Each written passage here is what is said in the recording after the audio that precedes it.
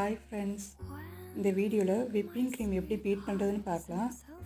First cream beat பண்ண தேவையான Pavul whisk ரெண்டையும் 30 மினிட்ஸ்க்கு முன்னாடியே ஃப்ரிட்ஜில் வச்சுக்கணும். நெக்ஸ்ட்டு பீட் பண்ண வேண்டிய விப்பிங் க்ரீமை பவுலில் ஊற்றி பீட்டரில் ஃபஸ்ட்டு ஸ்பீடில் ஆன் பண்ணிவிட்டு ஒரு 30 செகண்ட் பீட் பண்ணணும். நெக்ஸ்ட்டு பீட் பண்ணி முடித்ததுக்கப்புறம் ஸ்பீடை இன்க்ரீஸ் பண்ணணும் 1லேருந்து 2க்கு. அதில் ஒரு 30 செகண்ட்ஸ் பீட் பண்ணிவிட்டு இதே போலவே 3, 4, 5 இந்த 3 ஸ்பீட்லேயும் ஒரு 30 செகண்ட்ஸ் பீட் பண்ணிவிட்டு பீட்டரை ஆஃப் பண்ணிக்கணும். இப்போ நம்ம செக் பண்ணி பார்த்தோம்னா நம்மளோட க்ரீமும் ஸ்டிஃப் பீக்காக இருக்கும்.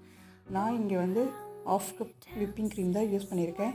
ஸோ 30 செகண்ட் வச்சுருக்கேன். So 1 cup whipping cream beat பண்ணுறோன்னா எல்லா ஸ்பீட்லேயும் ஒவ்வொரு மினிட் வச்சு பீட் பண்ணிக்கணும். நம்ம கேக்கை ஐசிங் பண்ண 10 மினிட்ஸ் லேட் ஆகும்னா க்ரீமை பைப்பிங் பேக்கில் ஃபில் பண்ணி ஃப்ரிட்ஜில் ஸ்டோர் பண்ணிக்கணும்.